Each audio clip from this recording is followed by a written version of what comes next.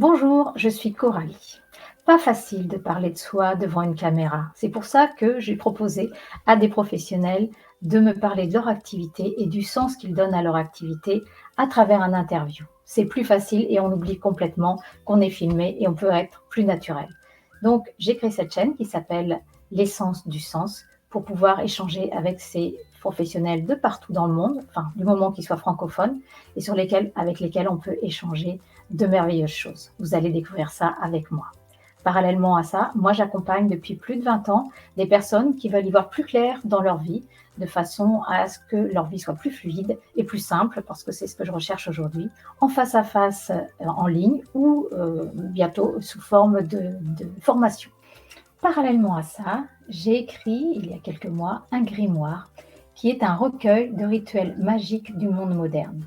J'ai pris beaucoup de plaisir à l'écrire et c'est mon fils qui l'illustre et j'espère vous faire découvrir ça rapidement par des extraits ou peut-être même le mettre en ligne pour que vous puissiez le découvrir.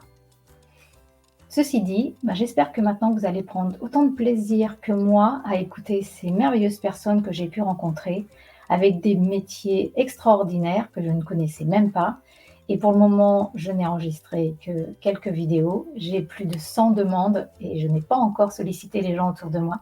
Donc je pense que nous allons passer de très très bons moments ensemble. Bonjour, je suis très contente de vous retrouver aujourd'hui avec une nouvelle interviewée. Donc ce matin, j'accueille et nous accueillons ensemble Katia Jovin. Bonjour Katia. Bonjour Coralie, Alors, merci de m'accueillir. écoute, avec plaisir. Donc je suis très contente de t'accueillir aujourd'hui pour que tu nous parles de tes projets, mais surtout de ce que tu fais. Alors, quelle est ton activité? Alors aujourd'hui, j'exerce en tant que coach et mentor.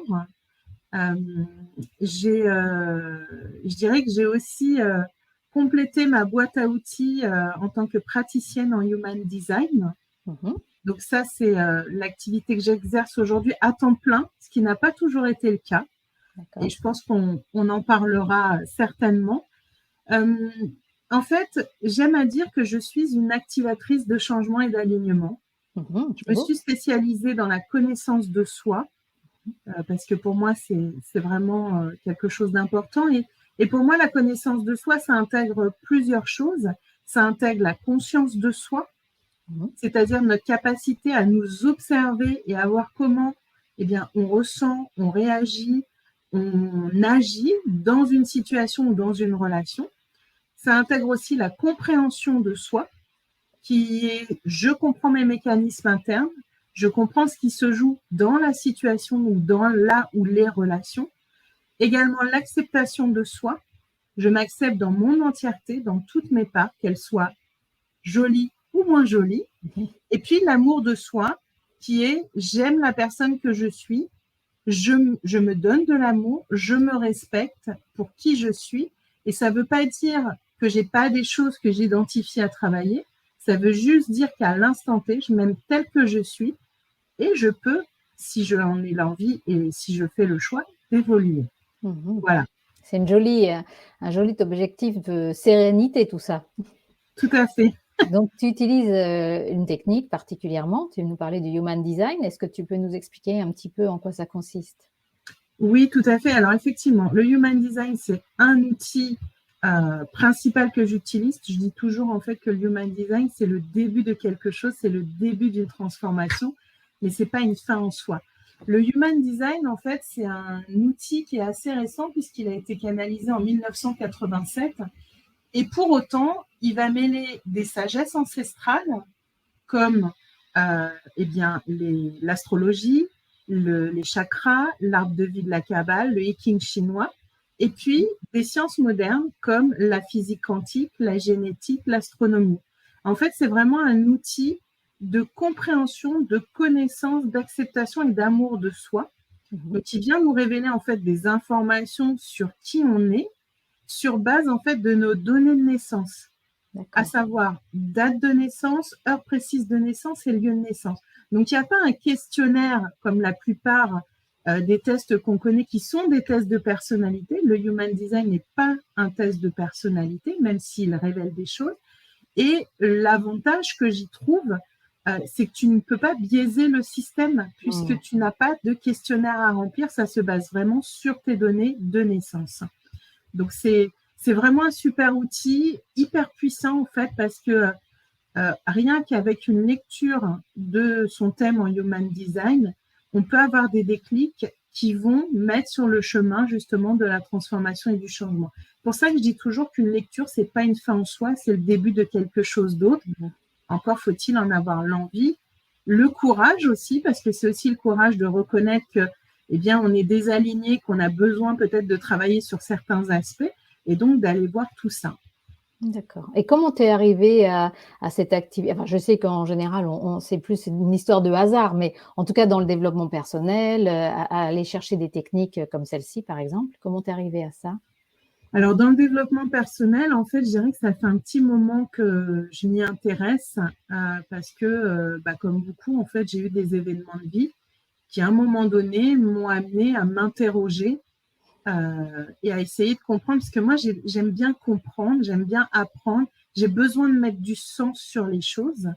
Et donc, il y a eu différents événements de vie, notamment dans les majeurs, je dirais la perte d'un être cher qui est venu complètement ébranler mon identité, puisque c'était une figure d'autorité extrêmement importante pour moi. Et en fait, lorsque cette personne est disparue, eh bien, déjà, j'ai été sous un tsunami d'émotions que je ne comprenais pas. Je ne comprenais pas tout ce que je ressentais. C'était vraiment un mélange de plein d'émotions qui étaient tellement présentes et tellement fortes que j'avais besoin d'aller comprendre ce qu'elle voulait me dire. Et puis, ça m'a ébranlée dans mon identité, puisque j'ai pris conscience finalement que je m'étais construite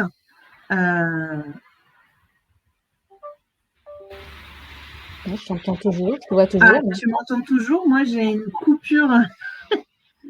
La technique. Donc, je te disais que elle m'a ébranlé, cet événement m'a ébranlé dans mon identité parce qu'en fait, j'ai pris conscience, j'ai eu comme un déclic de me dire, en fait, il y a une partie de moi qui s'est construite, en fait, sur la base des attentes que cette personne avait, tu vois. Et d'un autre côté, j'avais une autre partie de moi qui était plutôt moi, en fait. Tu vois, il y avait cette relation un peu conflictuelle entre les deux que je comprends aujourd'hui, parce que ça a été en fait mon mode survie à moi aussi dans tout ce que je vivais. Mais quand cette personne est disparue, eh bien tout ça s'est écroulé. Il y a une partie de mes fondations en fait qui sont parties, qui se sont ensevelies. Et donc j'ai eu besoin finalement de remettre les choses au clair, de recréer des fondations solides, de bien définir, eh bien qui j'étais, qui j'avais envie d'être, etc. Alors ça s'est pas fait tout seul. Je me suis fait accompagner parce que le deuil a été aussi long et compliqué pour moi, justement par rapport à tout ce contexte. Et puis, la façon dont la personne a disparu, elle n'était pas malade, rien ne prévoyait qu'elle décède, elle était jeune, elle avait 47 ans. Donc, tu vois, voilà, il y avait tout un environnement de choses. Donc ça a été un premier événement où je dirais, je suis rentrée dans la psychologie et le développement personnel par justement le registre des émotions. Et puis à ça est venu se greffer aussi ma vie professionnelle où j'ai accédé à un premier poste de manager d'équipe, mais de façon non officielle. Et là, j'ai été face à des comportements humains et notamment un que je n'ai pas compris. Et justement, j'ai essayé de mettre du sens là-dessus. Je me suis dit, mais pourquoi cette personne agit comme ça, réagit comme ça? Est-ce que c'est moi? Est-ce que c'est elle? Et puis finalement, quand tu creuses un petit peu et que tu essayes de comprendre, tu t'aperçois que c'est elle, mais c'est aussi toi, finalement, que chacun a sa part de responsabilité. Pas toujours facile à regarder en face, parce que c'est accepter aussi qu'on ne soit pas parfait. Et moi, j'avais une notion, si tu veux, dans nos drivers, nos fameux messages contraignants, eh bien, le soi parfait est quand même extrêmement présent. Donc, c'est aussi accepter de se remettre en cause aussi par rapport à nos propres attitudes et ne pas être que dans le jugement de l'autre. Donc, en fait, il y a eu différents événements, et notamment des événements majeurs qui m'ont fait rentrer dans le monde du développement personnel, de la compréhension de la psychologie humaine.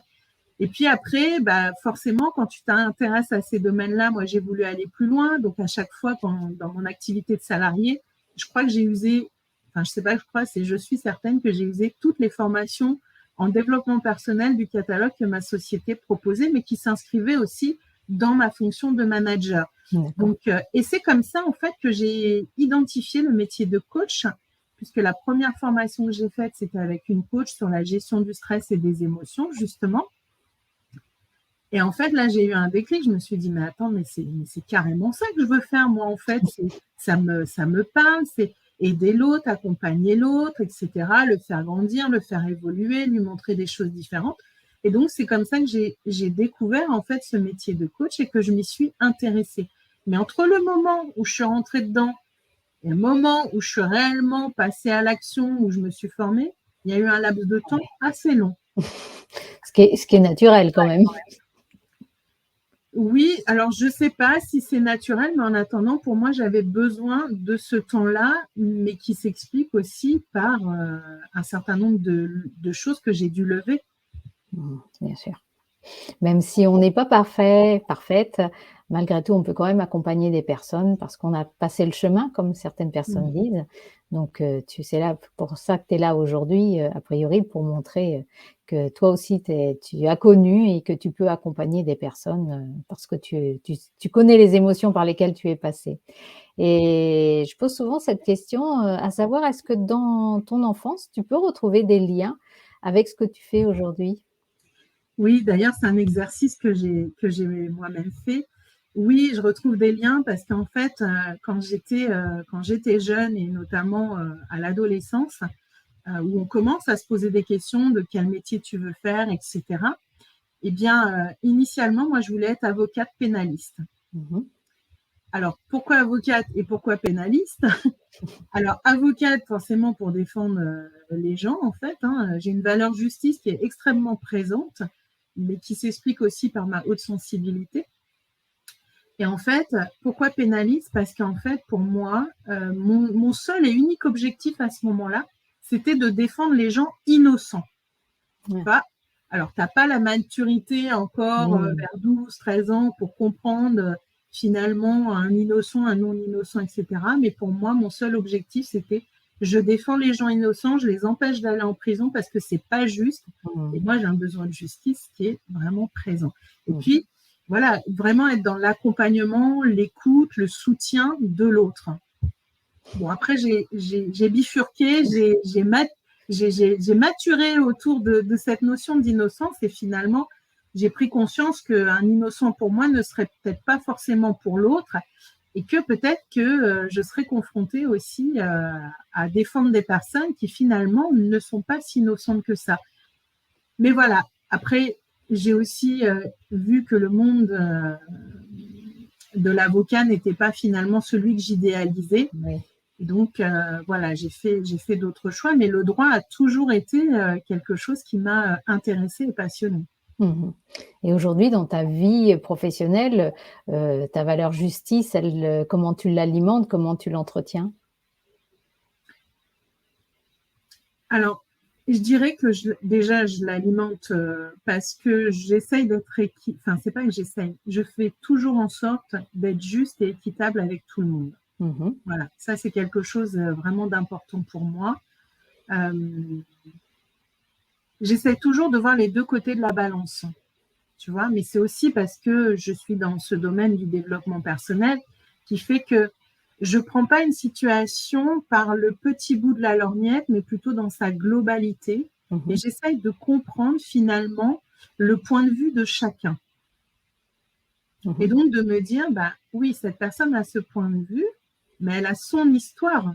Et cette autre personne, elle a aussi son histoire. Donc c'est possible d'avoir des points de vue divergents. Le tout, c'est quand même qu'il y ait ce respect de l'un et de l'autre, parce que le respect fait aussi partie de mes valeurs.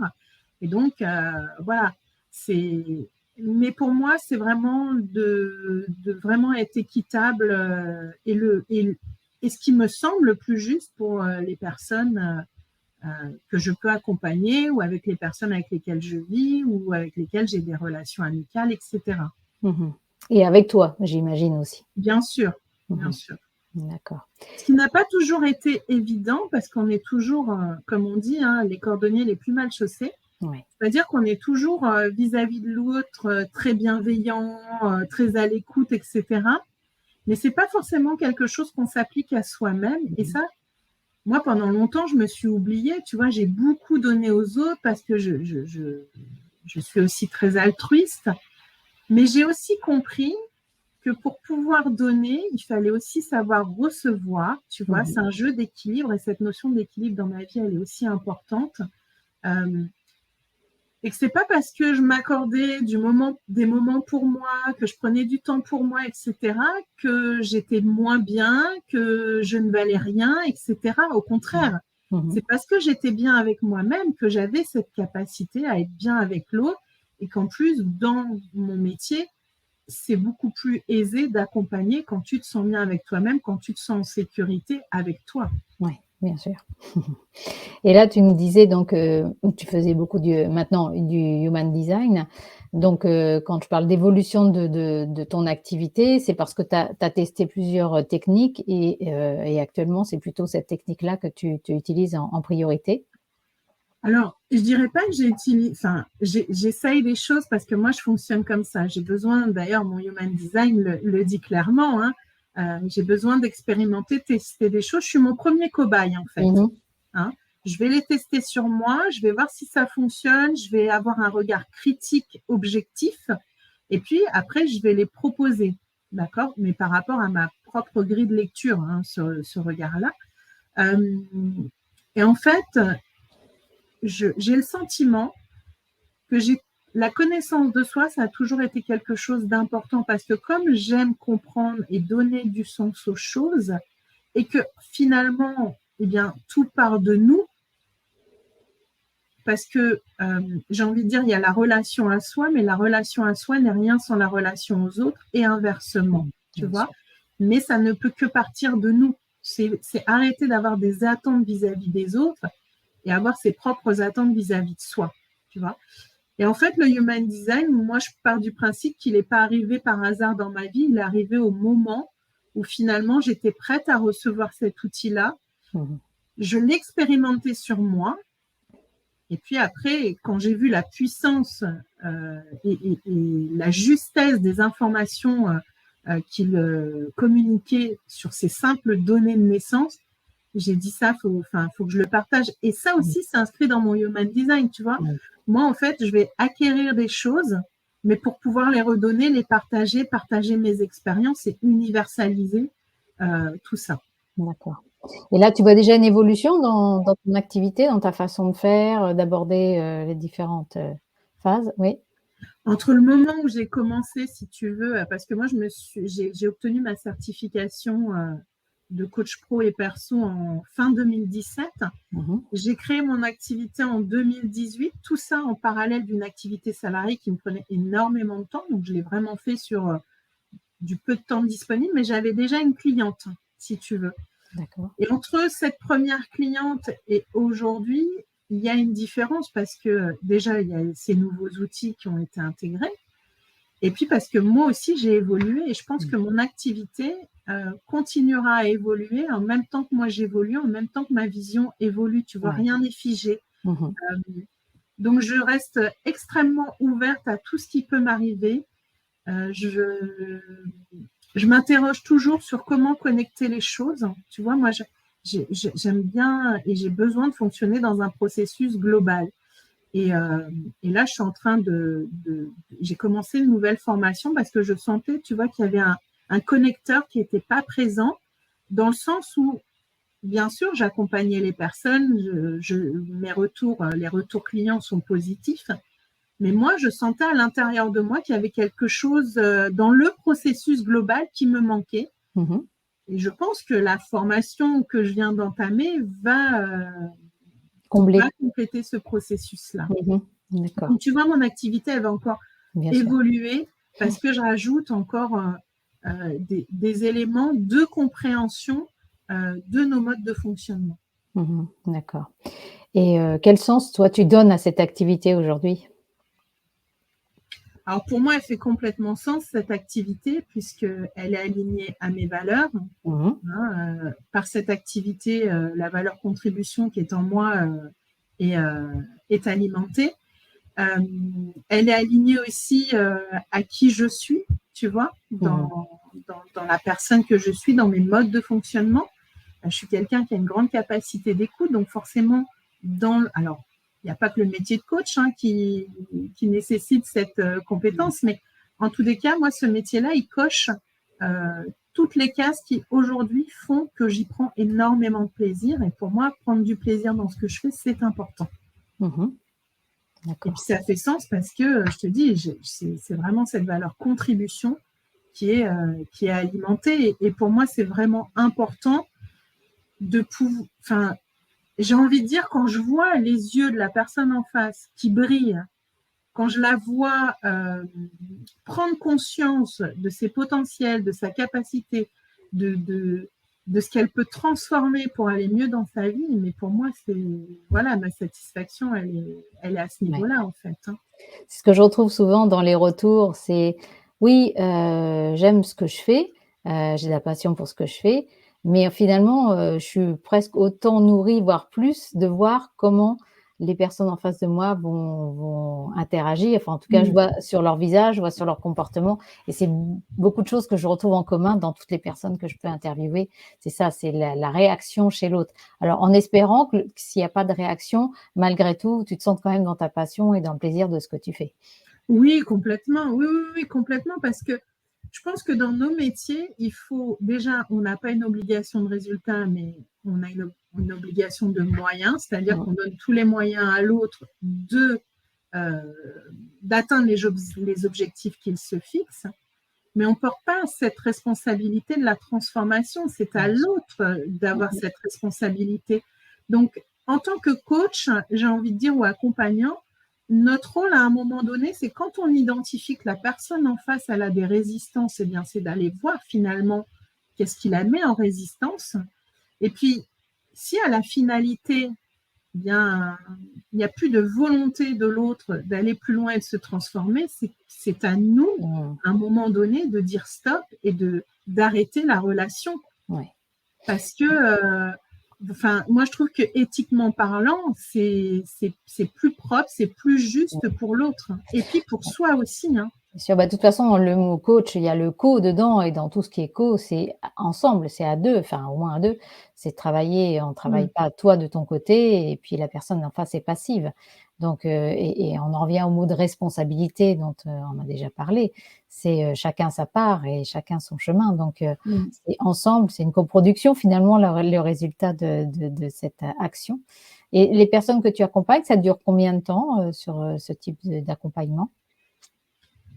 Alors, ça dépend, mais en moyenne, on est sur entre 10 et 12 séances. Mmh.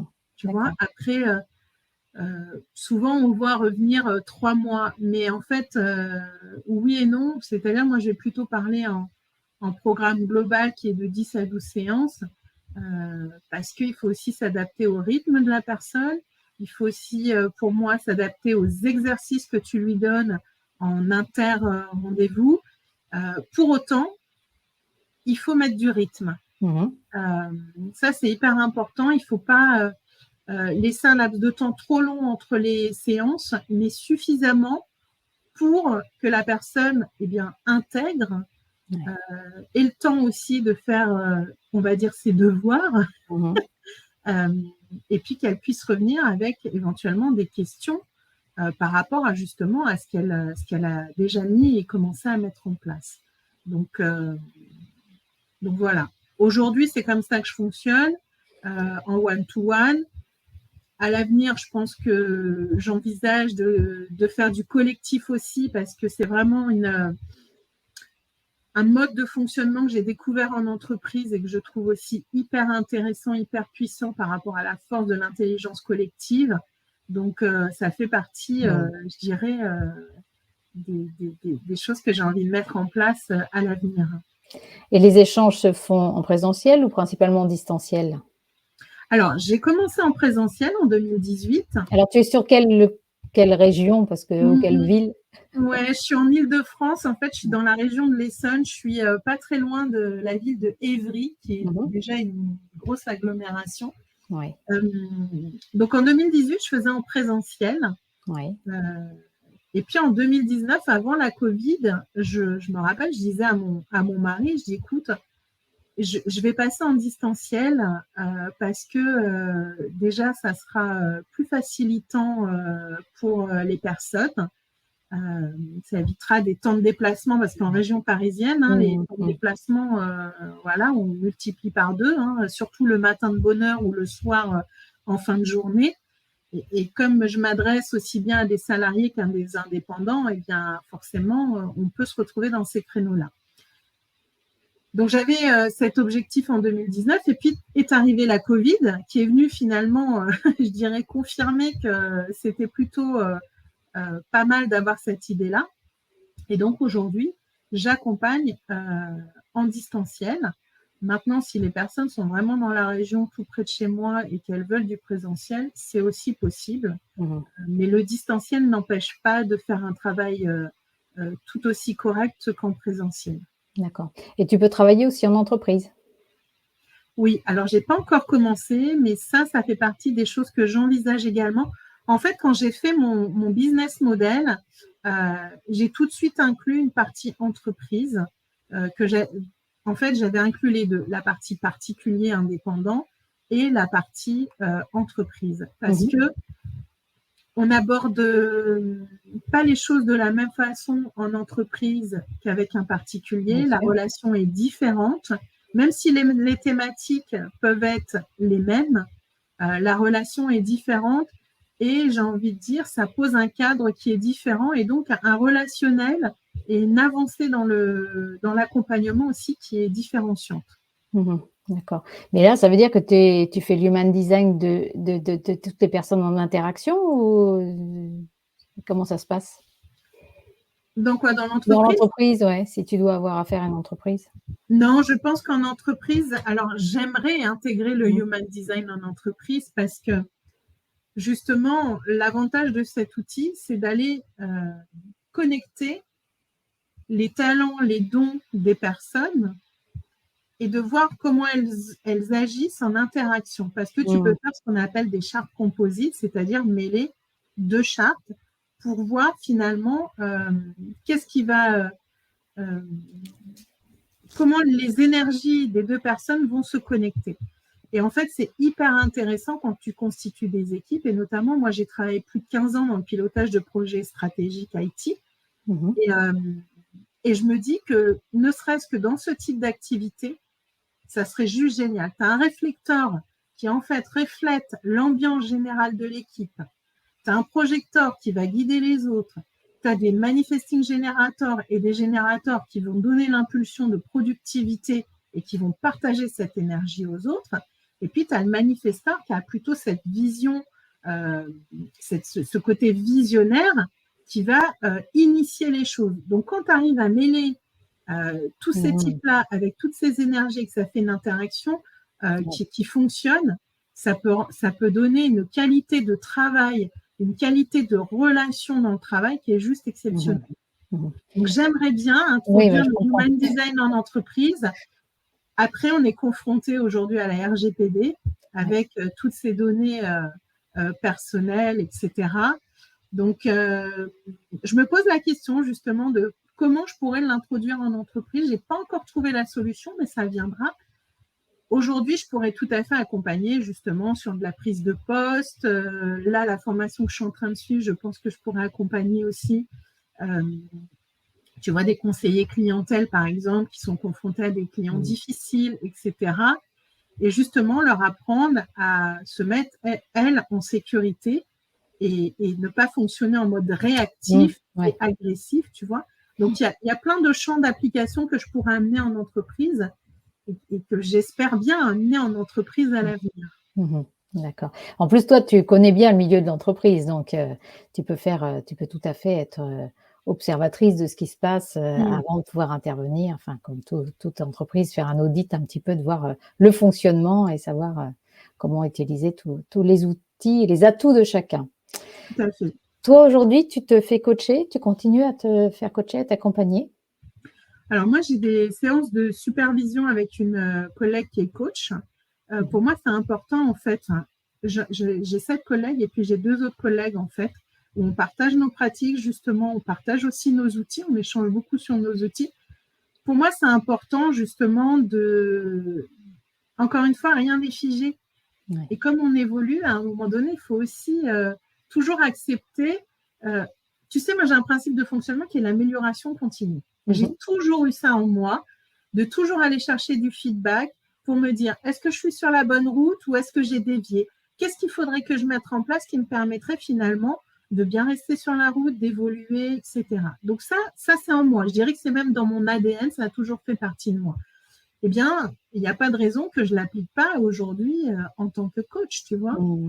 Donc, la supervision, les échanges avec les pairs, pour moi, c'est hyper important, ouais. Ça me paraît assez sain, hein, de toute façon, on a tous besoin. Et quand tu as besoin, parce que c'est quand même sollicitant comme métier, comment tu te ressources?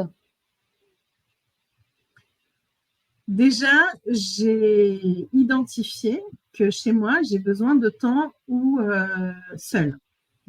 Parce que mon human design, moi, je suis générateur. Donc, j'ai beaucoup d'énergie, mais j'ai aussi beaucoup dans mon human design de centres. On a des centres énergétiques, hein, et j'ai beaucoup de centres énergétiques qui sont non définis.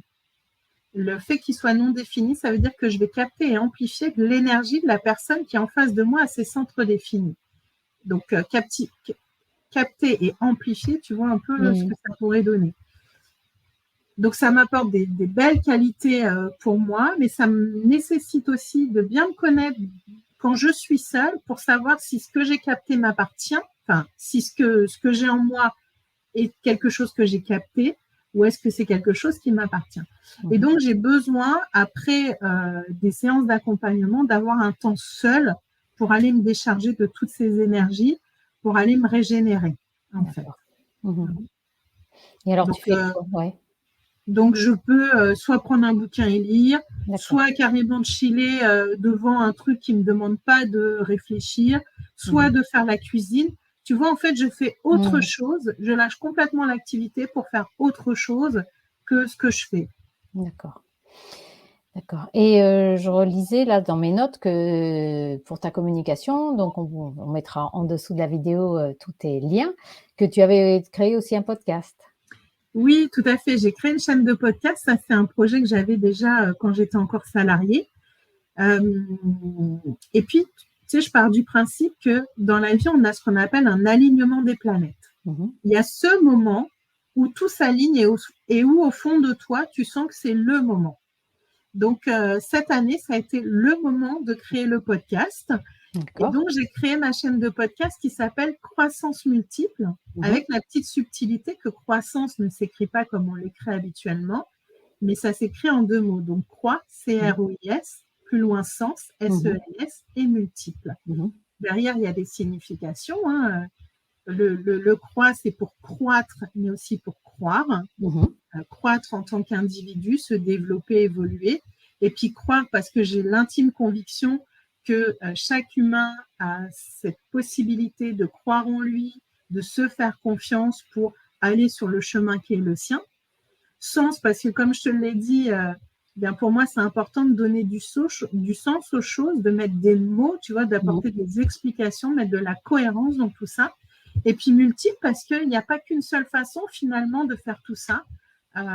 Et après, c'est à chacun, je dirais, de trouver bien, ce qui l'appelle, ce qui résonne en lui. Donc, effectivement, j'ai créé cette chaîne de podcast. J'ai fait une première saison où j'étais en solo. Et puis là, la deuxième saison, j'ai fait le choix d'avoir des invités. Et c'est une nouvelle expérience. Et franchement, j'ai adoré, en fait. C'est hyper intéressant aussi d'avoir le point de vue des autres. Qui sont sur je dirais, le même registre d'activité que toi, ou à peu de choses près, et qui amènent des choses différentes de toi. Donc, je trouve que c'est toujours intéressant aussi de diffuser tout ça. Très bien, merci beaucoup. On notera ça aussi sous ta vidéo. La prochaine question est, quel est ton prochain grand rêve? C'est bien, on est à la fin de l'année, là, tu peux faire des commandes au Père Noël ou pour 2023 ou plus tard. C'est quoi? Bah, je dirais que en grand rêve, hein, ou en ambition peut-être sur 2023, ça serait justement déjà de créer un programme collectif, et puis de créer un programme pour intervenir en entreprise. J'aimerais bien pouvoir faire ça. En fait, tu sais, j'ai une multitude d'idées et d'envies. Après, il faut se canaliser. Moi, j'aime bien faire les choses étape par étape, etc. Donc, j'ai un réservoir d'idées qui est très présent et très plein. J'aimerais bien aussi organiser un événement en présentiel, tu vois, une journée ou 2 journées, etc. Voilà, donc il y a plein de choses. Continuer le podcast, bien sûr, avec d'autres invités, avec des moments solo, enfin, j'ai envie de plein de choses, mais c'est surtout ce que j'ai envie, c'est vraiment d'accompagner les personnes. C'est vraiment quelque chose d'important pour moi, c'est d'être dans cette relation de co-construction, justement, de co-création. D'accord. Donc tout ça, ça fait beaucoup de choses à faire et donc là, comme on arrive dans les 10 dernières minutes, je pose à tous mes invités la question: comment tu fais pour, arriver à t'organiser et pour pouvoir y placer tout ce que tu as envie d'y mettre? Alors déjà, si tu veux, j'accepte de renoncer à certaines choses temporairement. Ça, c'est déjà une belle étape. Parce enfin, pour moi, dans mon mode de fonctionnement, je ne peux pas tout faire en même temps, ça n'est pas possible. Donc, je priorise. Tu vois, là, par exemple, en ce moment, la priorité, c'est la saison 2 du podcast. Ouais. Donc, j'ai fait un certain nombre d'enregistrements, j'ai du montage à faire, etc. Je réfléchis en même temps à comment je me projette sur 2023, quelle va être finalement la première étape.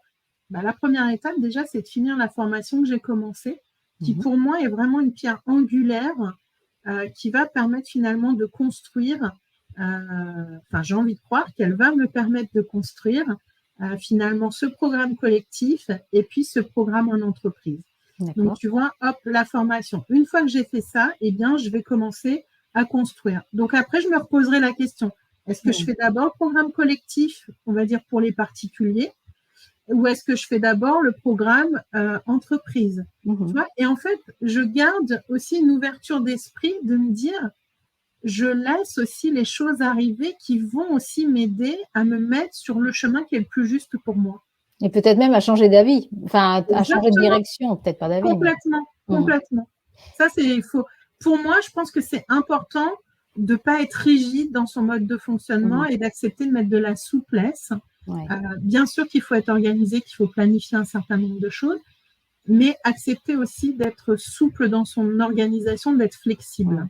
Ce que j'entends, c'est être focus, se poser pour voir si on est toujours au bon endroit au bon moment et éventuellement rediriger et recommencer ce focus. C'est un petit peu ça ton fonctionnement, hein? Ouais, tout à fait.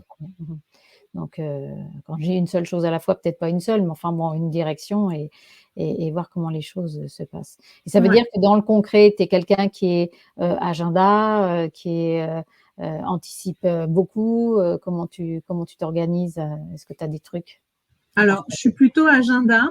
Je planifie. Maintenant, je planifie beaucoup moins que quand j'étais en entreprise, que je pilotais des projets stratégiques. Tu vois, c'était pas justement tout à fait le même mode de fonctionnement. Pour autant, tout ce que j'ai pu développer en entreprise, eh bien, je sais qu'aujourd'hui, je suis capable de le mettre à mon service dans mon entreprise. Bien sûr. Donc l'agenda, oui, pour moi, c'est un outil indispensable. Oui, comment peut-on travailler sans agenda? Enfin, en tout cas, moi, je peux pas. Si on veut pas oublier et se libérer l'esprit. Donc est-ce qu'aujourd'hui, tu dirais que tu kiffes ta vie? Oui. Oui, tu sais, quand j'ai fait le choix de quitter 26 ans de salariat, un poste de cadre dans une grosse entreprise française, déjà, ça n'a pas été un choix facile parce qu'à un moment donné, il a fallu aller lever et regarder en face un certain nombre de peurs. Et donc ça n'a pas été un choix facile, ça m'a pris aussi du temps. Mais je l'ai fait parce qu'à un moment donné, je me suis tellement sentie appelée. Et c'est surtout, je dirais que mon premier objectif en faisant ce choix-là, c'est de me dire, je ne veux pas avoir de regret de ne pas l'avoir fait. Mhm. Tu vois? Et peu importe l'histoire, comment elle va s'écrire, que je retourne un jour dans le monde du salariat ou pas, peu importe. Mais en attendant, je sais aujourd'hui que je n'aurai aucun regret parce que j'ai fait ce qui me semblait le plus juste pour moi à ce moment-là. Mhm. Et en même temps, je veux dire que, tu vois, ça va faire en février, ça fera 1 an que j'ai quitté le salariat. J'ai tellement appris sur moi, mais j'ai tellement aussi appris techniquement. Je me suis énormément développée sur un certain nombre de compétences qu'en fait, je me dis, rien n'est perdu. Tout sera Bien sûr. réutilisable.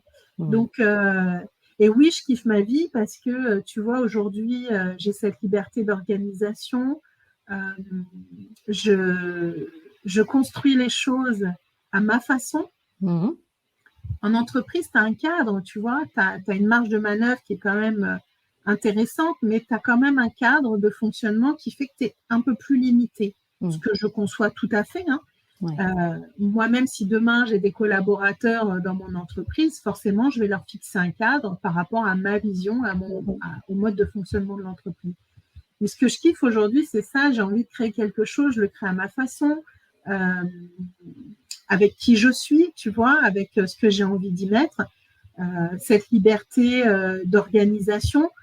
Si l'après-midi, j'ai envie d'aller à la piscine et que j'ai envie de rebosser le soir à 22h, il n'y a personne qui me dit quoi que ce soit, tu vois. Mhm. Pour autant, bien sûr que j'y trouve un équilibre parce que pour moi, l'équilibre est important dans ma vie en dehors de mon travail. Mhm.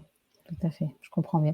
Et est-ce que tu penses que pour toi aujourd'hui, vivant ce que tu es en train de vivre, que de donner du sens à sa vie, ça serait pas kiffer sa vie tout simplement? Bien sûr, c'est kiffer sa vie, ça c'est évident, prendre du plaisir dans ce qu'on fait. Mais pour pouvoir faire ça, il faut aller identifier finalement qu'est-ce qu'on a réellement envie Mhm.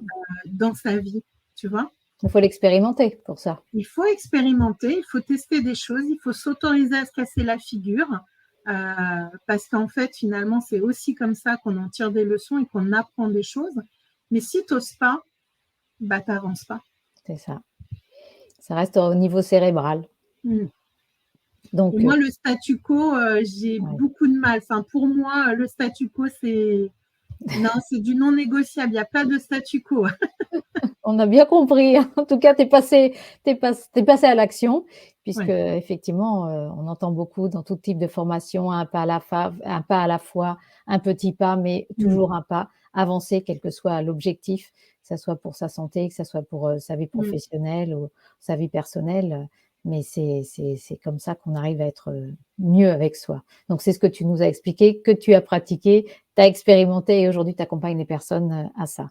Et alors c'est vrai que dans les vidéos, on sait pas nécessairement à quelle saison on est, mais là, on va le dire, on est fin novembre et je pense que, je sais pas si tu en as beaucoup, mais beaucoup d'étudiants qui se posent des questions aujourd'hui. Je pense aux lycéens notamment, il y a beaucoup de salons en ce moment, le human design de pouvoir aider beaucoup ces jeunes qui se posent des questions dans cette situation un peu compliquée actuellement. Ouais, oui, oui, les jeunes. Ah ben, tu sais, j'ai eu l'opportunité, et ça devrait certainement se reproduire sur 2023, d'intervenir pour une licence pro auprès d'étudiants pour l'Université de Créteil.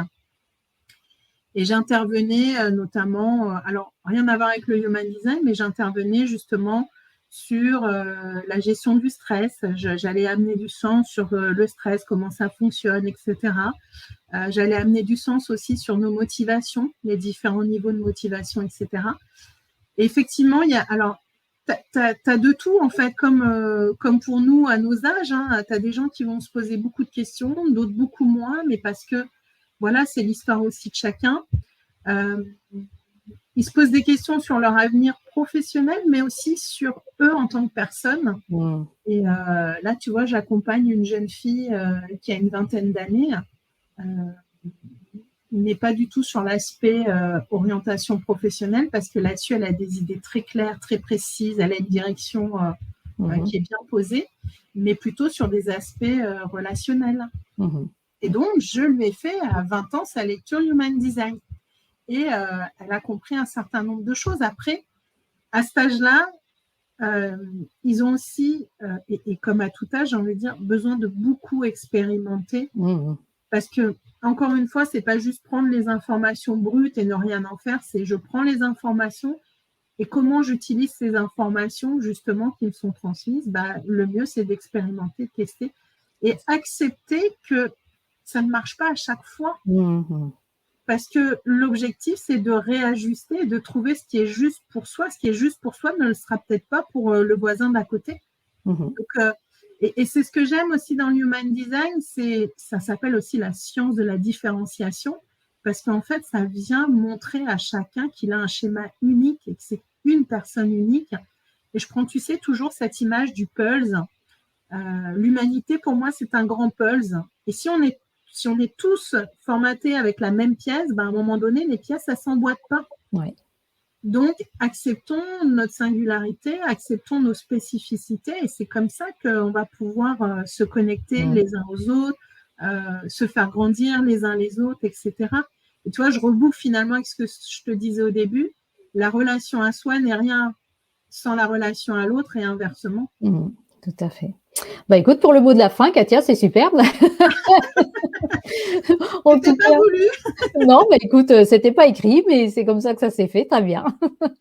Écoute, je te remercie beaucoup pour cet échange riche et puis j'espère que ça aura créé un intérêt, en tout cas une curiosité pour ces techniques toujours différentes, parce que presque chaque interview, c'est une technique différente et c'est vrai que c'est des choses toujours intéressantes. Donc, merci à toi et puis on va retrouver tous tes liens sous la vidéo. Donc, au plaisir de se revoir.